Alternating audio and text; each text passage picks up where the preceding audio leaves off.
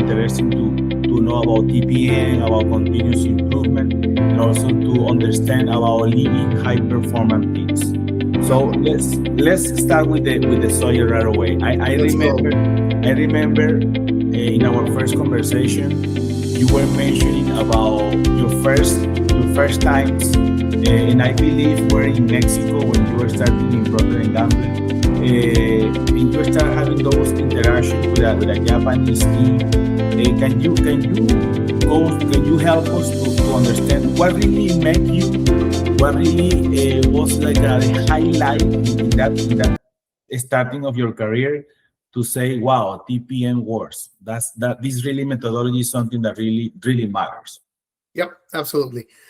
Yes, I was very lucky because the first plant where I worked right out of college with P&G was also chosen to be one of the 5 plants worldwide that the company picked to be a learning site for TPM. So the company brought coaches from the Japanese Institute of Plant Maintenance. It's one of the organizations that is most renowned for their TPM skills. So they brought coaches to our plant to help us learn. All right. We learned via workshops. So we would do 2-week workshops for autonomous maintenance steps 1, 2, and 3.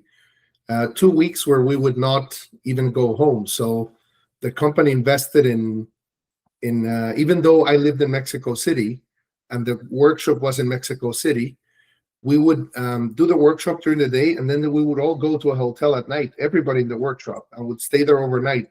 Many nights we would continue to do lessons with the JIPM coaches.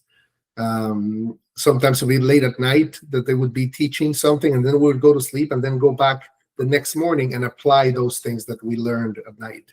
So heavy investment. Think about taking, 25, 30 people from a plant, from the plant leaders, to go in this workshop and not look at all to their day jobs for a couple of weeks. So it's a big investment, but it's important for a company to make the decision that they're going to invest in this. Now, what is it that opened my eyes? First, the coach that we had, Mr. Murata, he was crazy good. So this is somebody who had been doing TPM for maybe, 20, 25 years.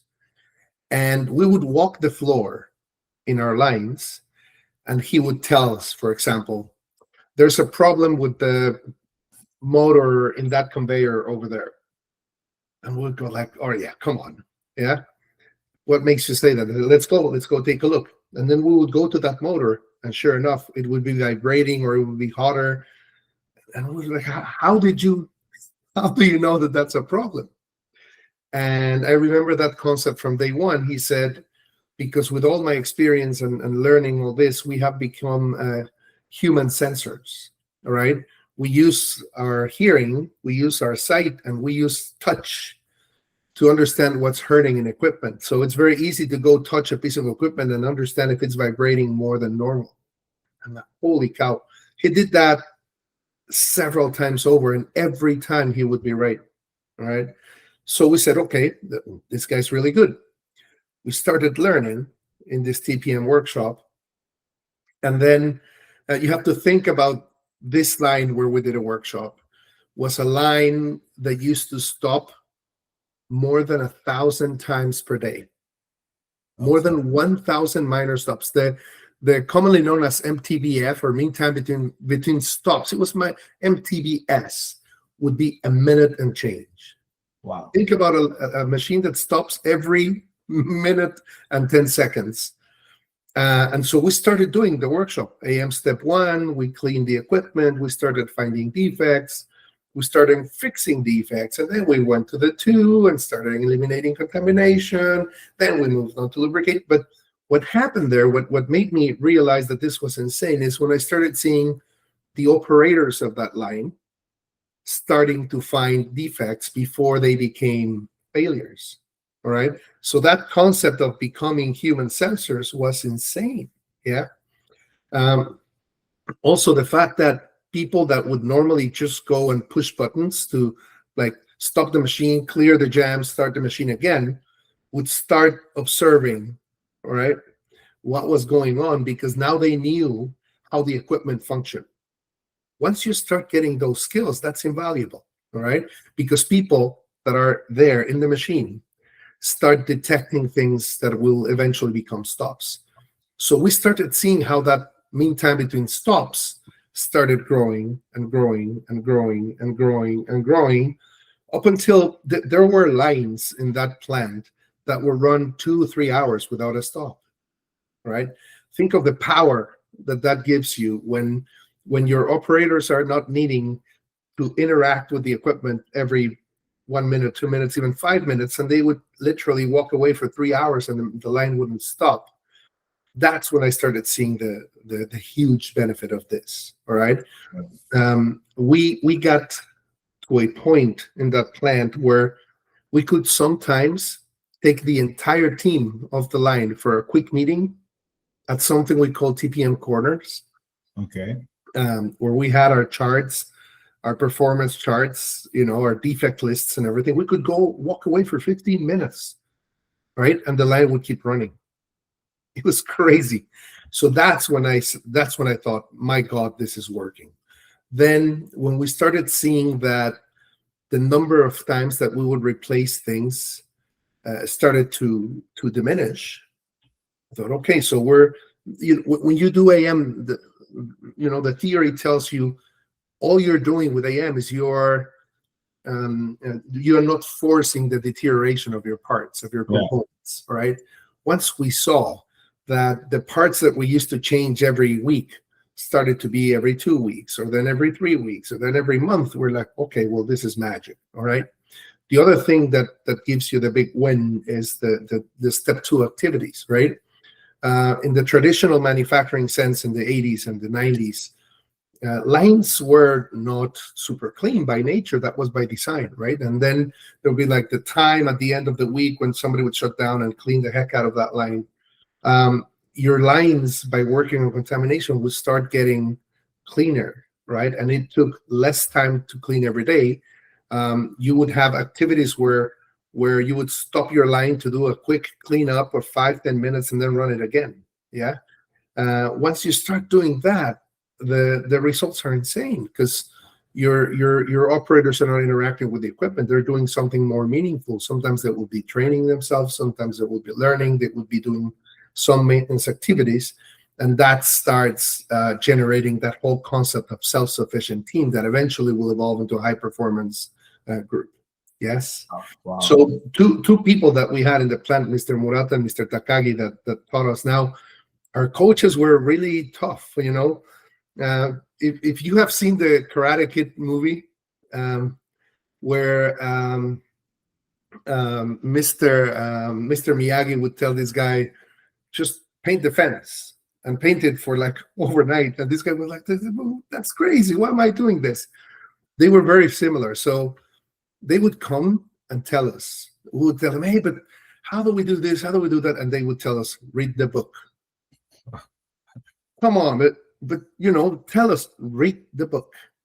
So they would leave and make us read the book and learn ourselves stuff over there. So eventually we got into a group where one of my favorite leaders out there used to do tests every Friday. He would make us read stuff from the book, and then, as if we were in school, we would write a test on Fridays, right? Wow. So Ruben, my dear Ruben Tejudo, used to do that for us. And so we started learning, and we learned, and that learning stayed with us, all right? So today, without looking at a book, I can probably do an autonomous maintenance steps 1, 2, and 3 workshop with no material.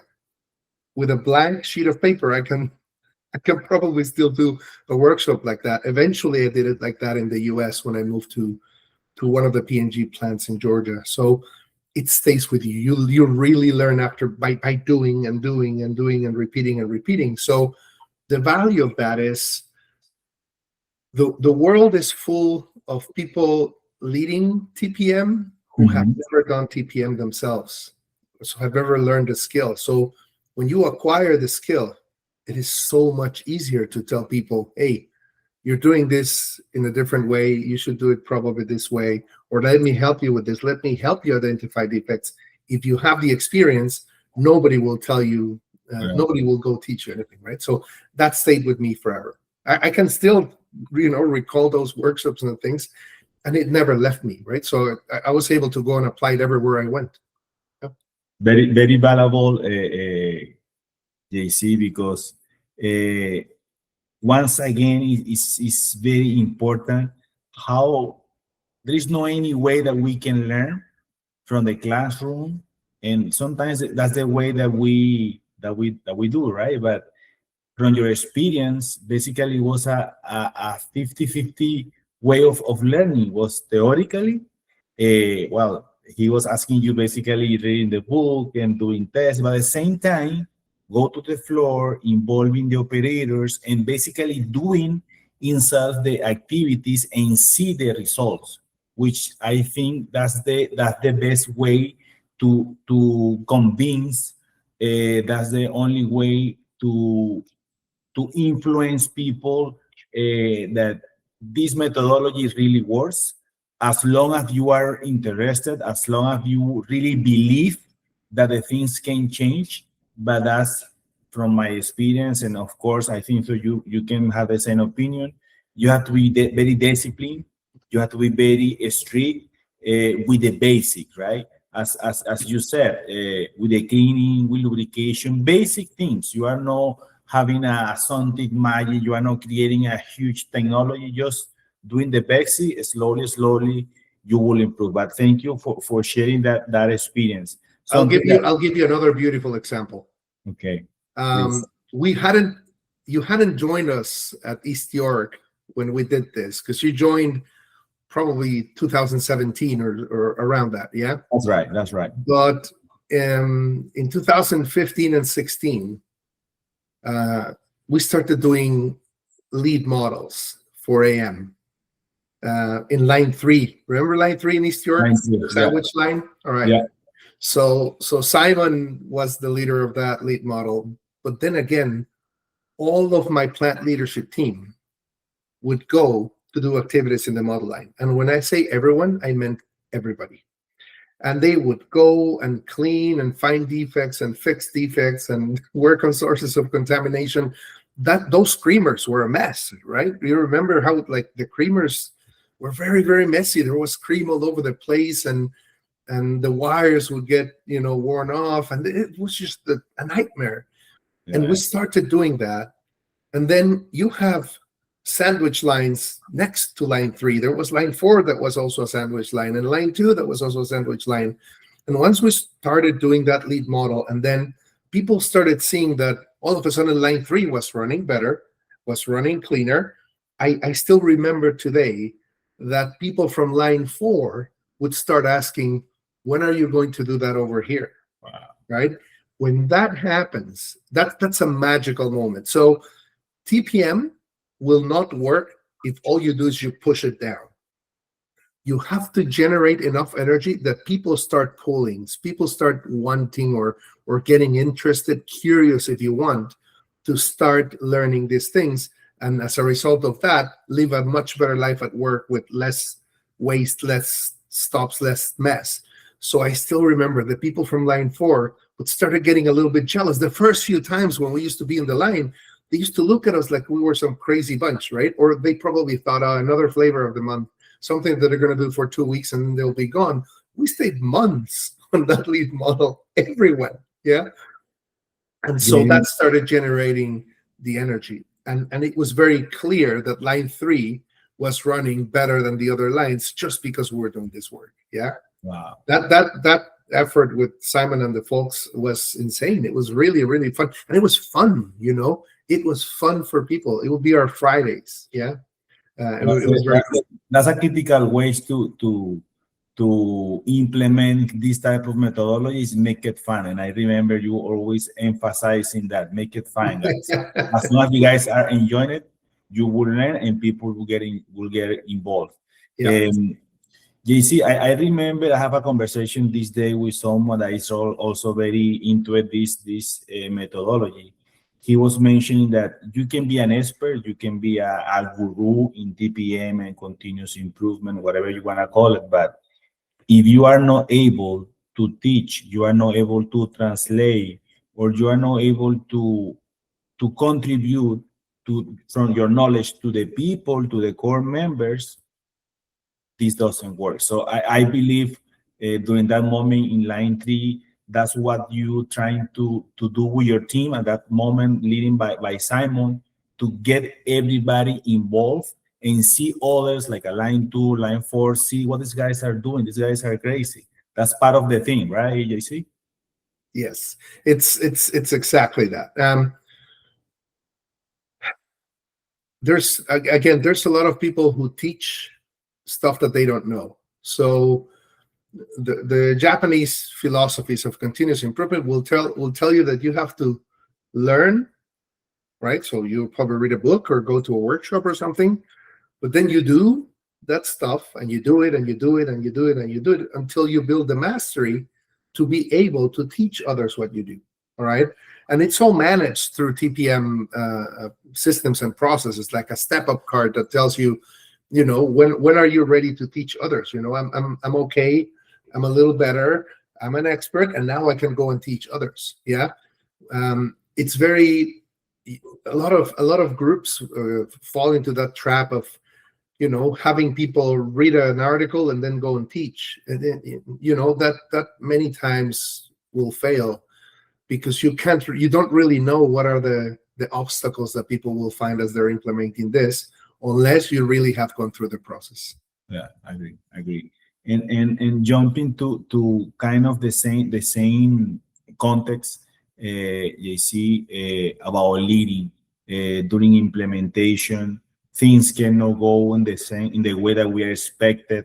The model of the team sometimes can go down. Of course, maybe we are not on time on the plan, on the schedule that we plan at the beginning of the implementation. Let's say, for example, in this case, TPM, or could be in any project.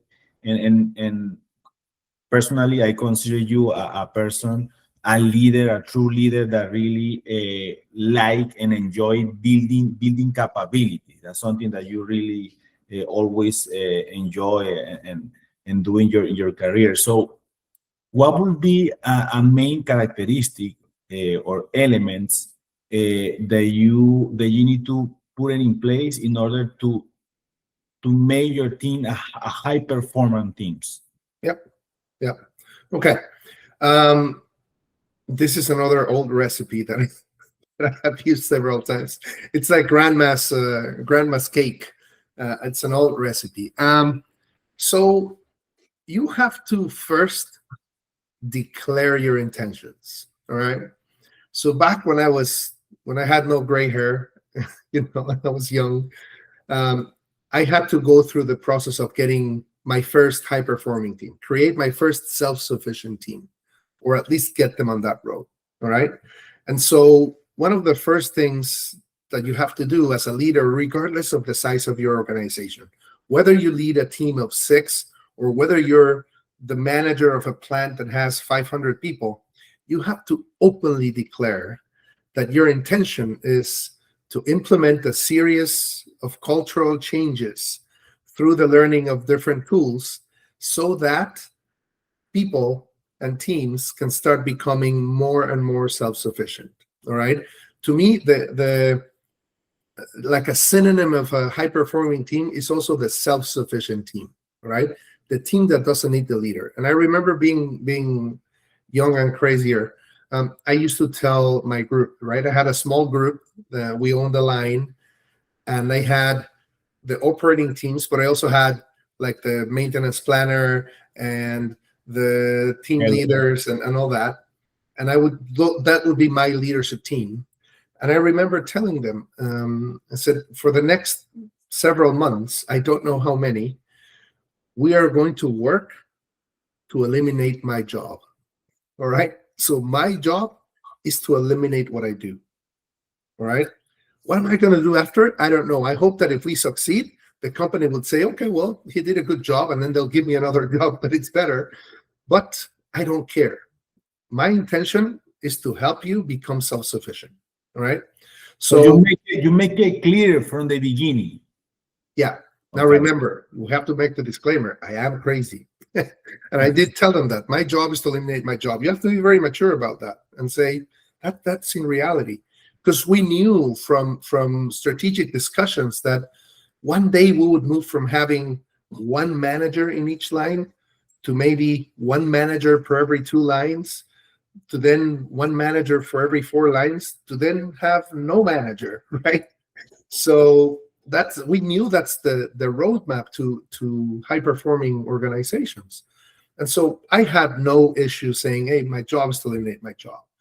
So you declare your intentions, all right? If you don't start acting like you want to go there, then people will lose you, right? They will lose faith in you. So the second piece was to put in place the learning process for those who were going to do the things that I was doing today.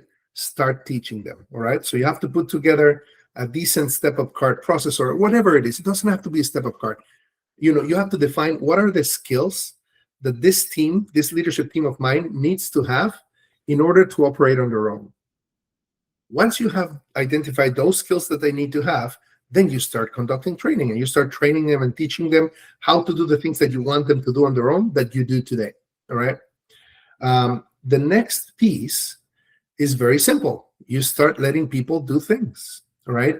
I remember that I had a line, and I made a big fuss about telling my maintenance planner. I said, the company trusted me with this line. I call it mine. I consider it mine. It's my business. I own it. I am the business owner of this line. Well, by the power vested in me with Procter & Gamble, I now make you my partner, and you own the maintenance budget for my line. And I gave it to my maintenance planner. I said, I'm going to teach you how to look at your costs, how to generate your reports in SAP, how to identify opportunities and everything. We're going to do it together, right? But eventually, you will own this. You are going to be the sole owner of my maintenance budget. We are partners now. And like that, I started giving little things to the members of the leadership team, all right? And then I created a chart, right, that said, these are the number of calls that I get to help you solve something, whether I am in the plant or off. And we started with the two axes, and then number of calls, and then through time. And of course, the number of calls in the beginning was very high. They needed me for everything, all right? And I told them, we are going to track this, and then when we get to 0, we are going to have a huge celebration, because that means that you don't need me, that we have succeeded, and that I can move on to do other things, and then you are good on your own, right? Wow. When you start trusting people and telling you give them the tools, right? You enable them, but then you empower them to make decisions and fail as many times as they will fail when they're learning, but you're there to support them. You will slowly or fast, depending on the team, how they start getting a lot more confidence, right? Because people are people, and they are smart. Everybody has a certain level of intelligence, right? And they start to get things, all right? You start giving them ownership of things, and as they become owners, they care more about that which they own, yeah? And so that's how we started, And then I gave another person, I said, well, now you are going to own the minor stops tracking process, all right? Your job is to find out where are the sources of stops, all right? To track the main causes of those stops, to make sure that we do a root cause investigation on the chronic ones, and that we see it through to find root cause and put countermeasures in place. I remember I gave them binders. So one of them was the binder for the budget, the binder for the stops, and they started owning it, right? And then we would have daily meetings where we would review this, all right? And it's the discipline of doing this every day, that made them so successful. This guys, this is 25 years ago, maybe more than 25 years ago, and they sometimes some of those folks reach out over LinkedIn or over WhatsApp or whatever 25 years later, and they still remember those times where I we started doing this crazy thing that looked fun, but it was tough because they used to say, you were so tough because you wanted discipline and you needed us to start the meeting exactly at 7:30. And if we arrived late, you would get mad and all that. But it's the discipline of doing, a process over and over again until you slowly start to step back. All right. And when you see them, when you go to the meeting and you say nothing, all you do is you say bad jokes or congratulate the team. You're like, okay, that's it. They're done. Go, fly, right? Go to the next step. So that is one way of knowing that your team is getting there, right? Very similar, but at a different level. The East York plant leadership team, right? If one of them ever hears this, they're going to be disappointed because I'm going to share my very secret algorithm that I use to help them become the best version of themselves that I could possibly do. And it's that organizations are used, leaders in organizations are used to require authorization from their leader to do something. All right. They always want to, they double guess, they second guess themselves. Yeah. And so I remember I did this with Simon first. He used to come to me and tell me, we have a problem. When he was ops manager, he would come and say, we have a problem. Okay, so what's the problem? He would tell me the problem and he would say, I need your help. All right. And my algorithm was to help him was to say, okay, what kind of help do you need? Well, how do we approach this problem? And my secret weapon would be to ask him, what do you think? I assume that you've thought about it. And he would go like, yeah, with his very cool Yorkshire accent would tell me that, yes, he had thought about it. And then he thought, well, I'm thinking about either this or that. And okay, well, both seem plausible. So pick one and go and do it. Okay, well, thank you. Wow, you're welcome. I did not help them, right?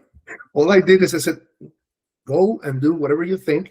Follow your instinct. You are skilled enough to do things. Sure, sometimes you're going to fail. Sometimes you're going to take a step back.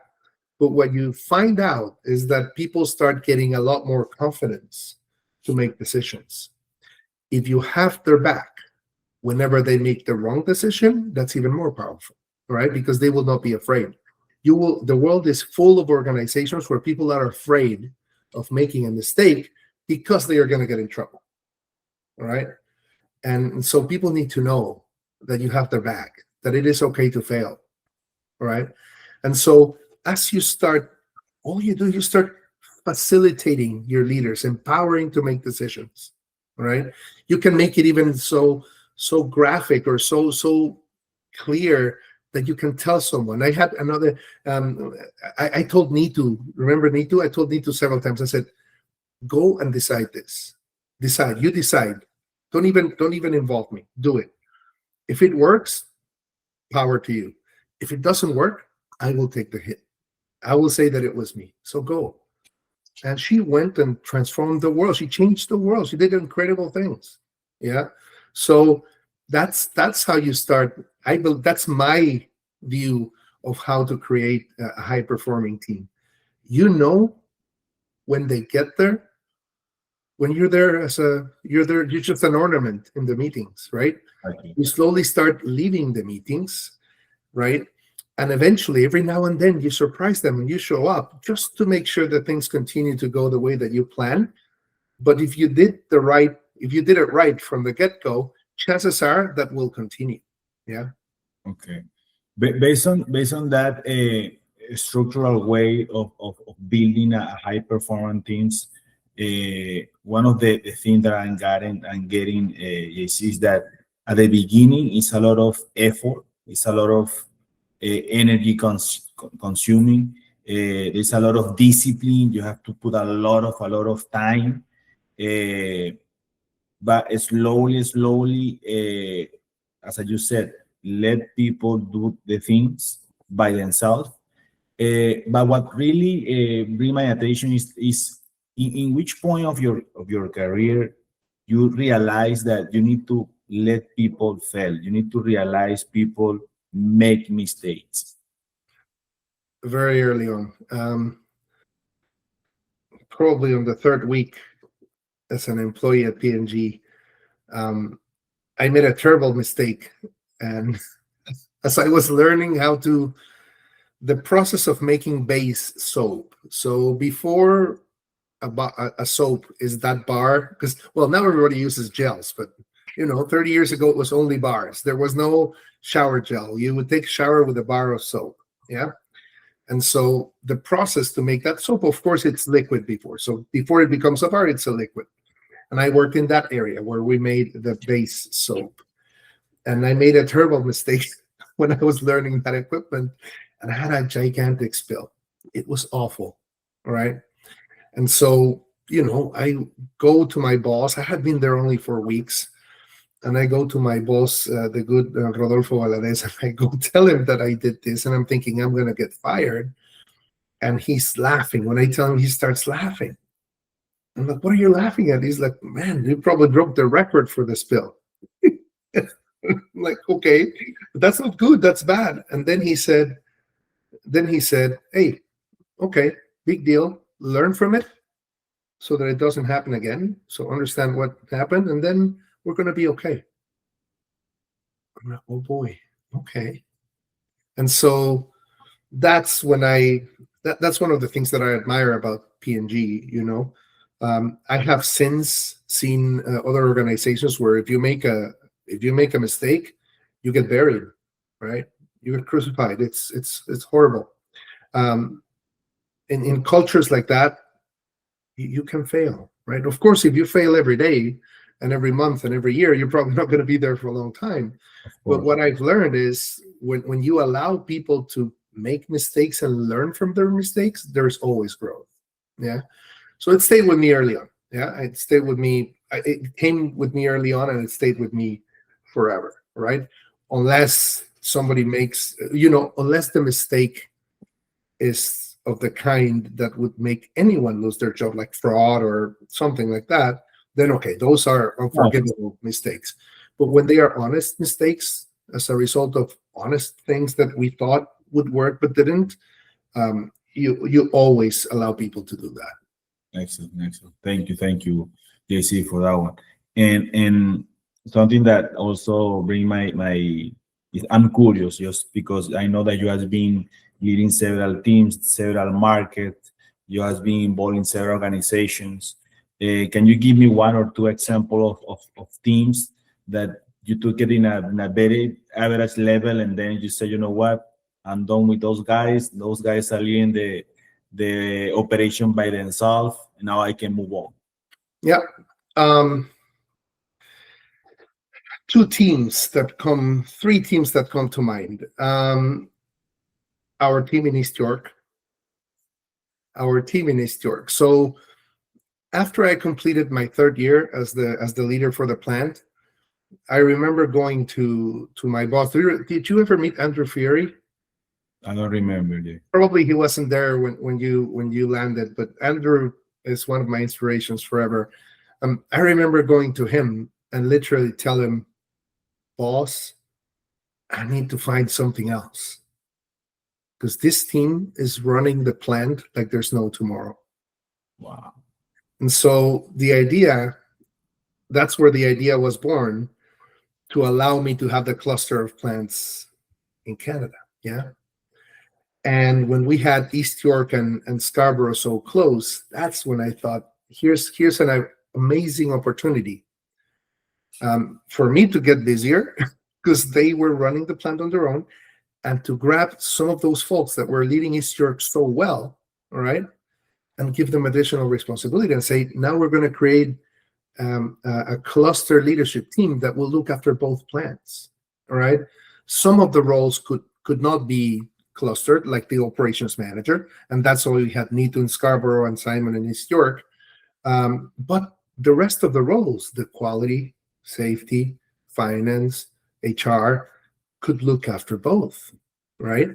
And so suddenly we do this cluster team where we lead both plants, right? So that got me busy again, because I had to design the cluster leadership team and what were the interactions and how were we gonna, do the right cadence of drumbeat performance reviews and everything with the plant. but it worked. All right.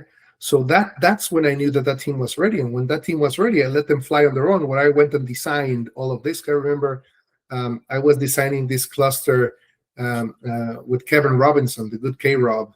That Kevin you met. Yes, I Kevin remember. Robinson you met. Yeah. So K-Rob and I were designing how this cluster would work. And then we would take this concept to our leaders, and we had to go through several rounds of like convincing people that doing this was the right call.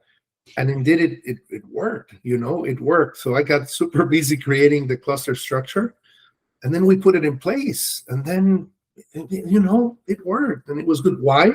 Because this team was self-sufficient. The East York leadership team was self-sufficient. They could manage the plant on their own. All right. I knew that I could spend 2 or 3 days in Scarborough and nothing would ever happen at East York. Right. When we took over Scarborough, then we had to do some of the similar things that we had done in East York so that we could bring both organizations more or less to the same level. So, at the beginning, we placed a little bit more focus on Scarborough.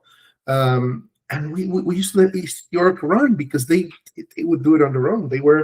We truly had a self-directed team over there. With now you were part of that gang, running the new lines and all that, and running a shift in the lines. So I don't know. I knew somehow when I hired all of you guys to come start up the second leg of East York. When I interviewed all of you, I knew, these are the people that I'm going to leave to run this plant on their own. And you guys did. Yeah. So by letting you, spend the time there and learning and making mistakes and recovering from mistakes, everybody shined. When I look at all of that group, right? I'm not going to mention everyone by name, but you know who everyone is. They have all gone to be successful leaders with a progression in their careers, and I think giving them that shot at East York was a good part of it.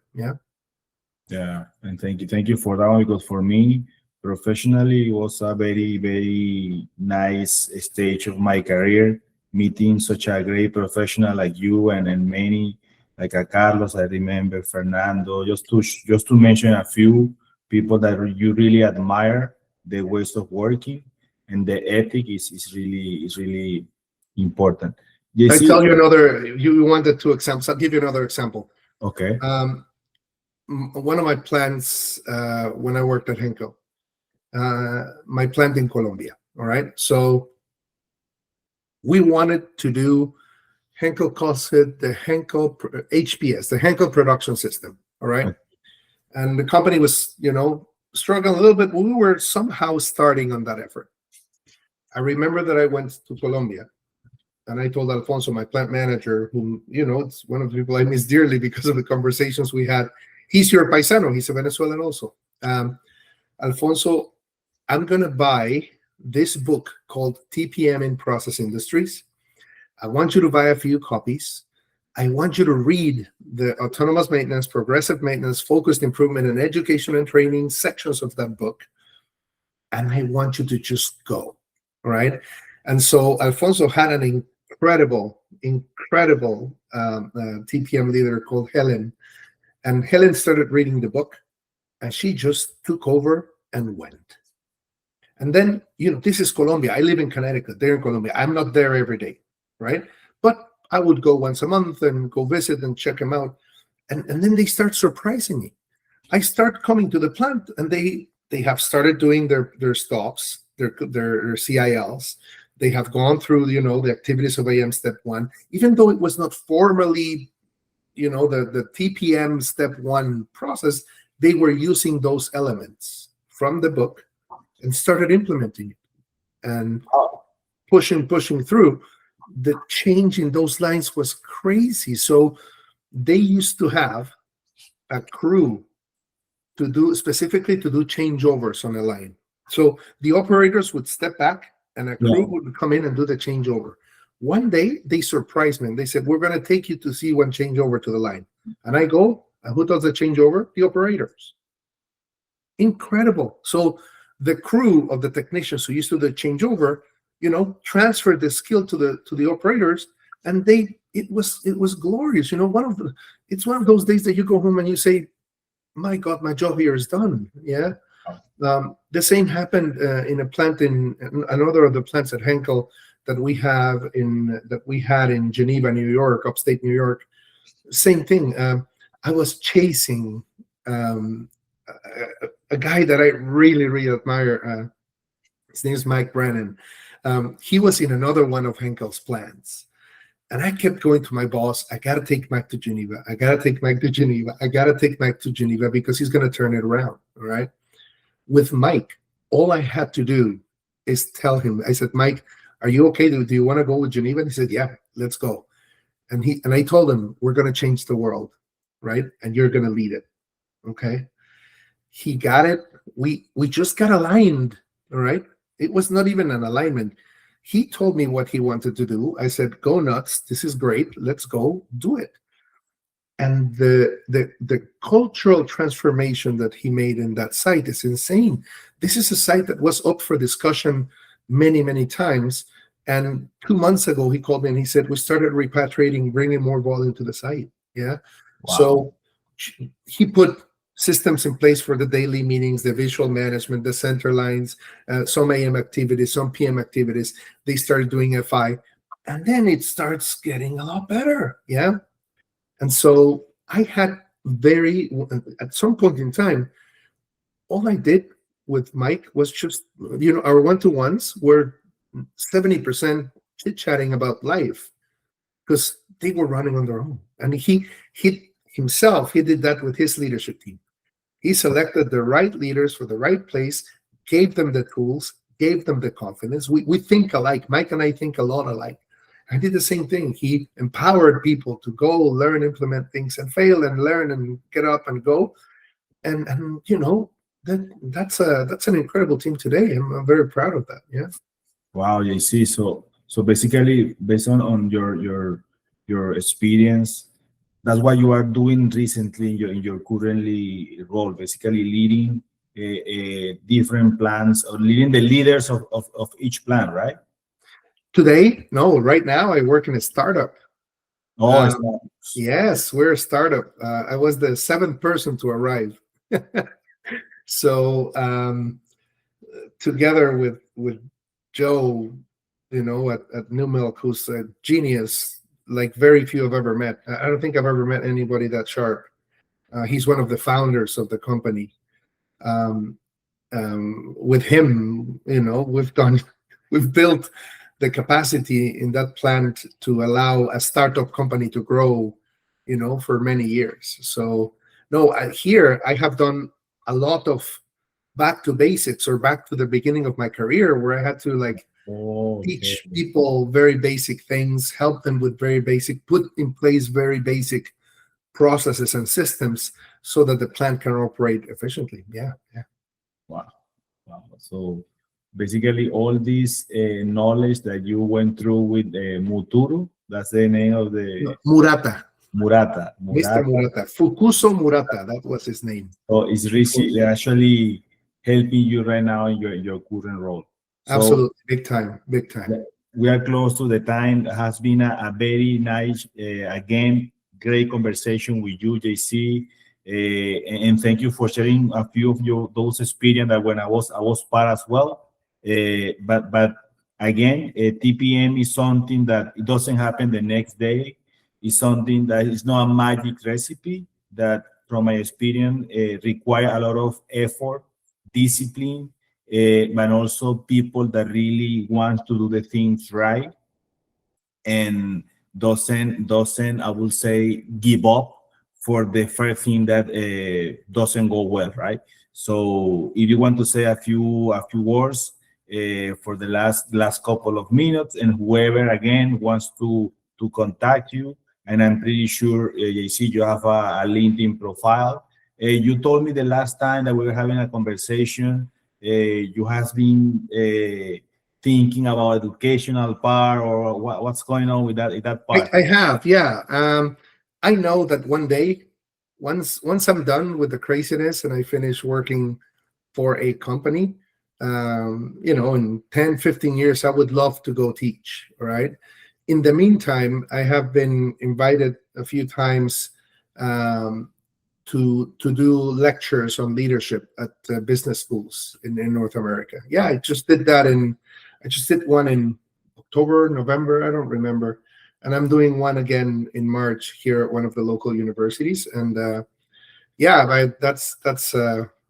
going to be next for me. I know that. I have a boss who used to tell me, my boss Monique Picu used to tell me that I was on the wrong career, that I should really be a teacher or a public speaker or something. He used to tell me that 20 years ago, maybe more. But yeah, no, thanks, Miguel. It's you know me. I can do this every day if you ask me to. I mentioned some people by name, but there are many others that I didn't mention by name. That doesn't mean that I don't remember you. I remember everyone that has been part of the journey and been facing this with me. So shout out to all of those who made this work. Right, it was all their work. I did nothing. But yeah, thank you. And whenever you want to talk more, I'll be happy to join you. Thank you, JC. And thank you for everyone that has been listening to the Manufacturing Talk. Thank you, JC, again for telling us all the stories, your experience, and have a great last night, guys. Thank you. Thank you, JC. Bye-bye now.